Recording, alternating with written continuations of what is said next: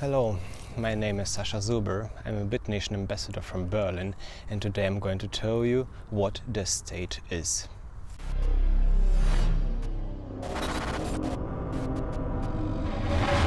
From the very beginning of human history, people tried to figure out how the state emerged.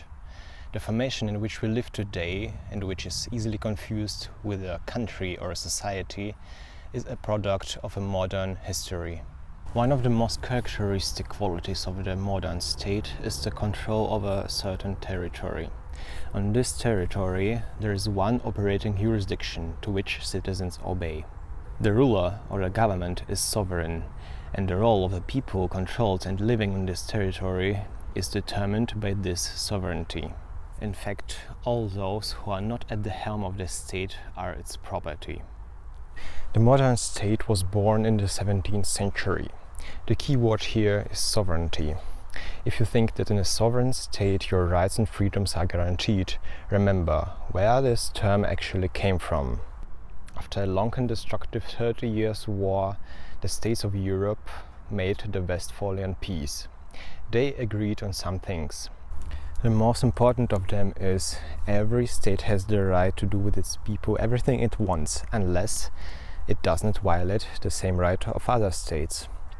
Of course, this doesn't stop the state from intervention in foreign affairs today. The law is not a function of the state. This fact is very important. A certain idea of justice exists in every society, even without a written law. The formal law deviates from the notion of justice when it's being written down. As soon as the law is written, politics arises around it, with a huge conflict of interests. One way or another, one group tries to impose their rules on the others. However, no law fixes exactly the notion of justice. In most cases, people's ideas of how life should be arranged is contrary to the law, but they cannot do anything about it. Politics doesn't remove violence. Its attempt is to make violence latent. Instead of physically shaking out taxes from every single person, politics tells us a clear message: bring your own rope. It's cheaper for the people and for the state, because there is less real violence at the end of the day. But because the violence takes a latent form, the society can afford much more of it. The state unifies us for two things: war and control. It heals, teaches and propagates us all the same things. But in the 21st century, the technological progress offers us much more opportunities. Indeed, we need less and less centralization. We do not need a centralized healthcare because we can find a cheaper and more effective internet doctor. We don't need a centralized mass media because it's talking about all the same things on all the channels.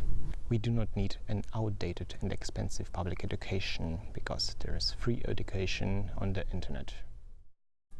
So, if we can achieve so many things in a non-violent way, why don't we associate with each other voluntarily? Why not let people unite and act without imposing ineffective rules? The blockchain technology allows this, and Bitnation has implemented this opportunity. Now it's possible to sign smart contracts with people from all over the world without borders and permissions in an easy way.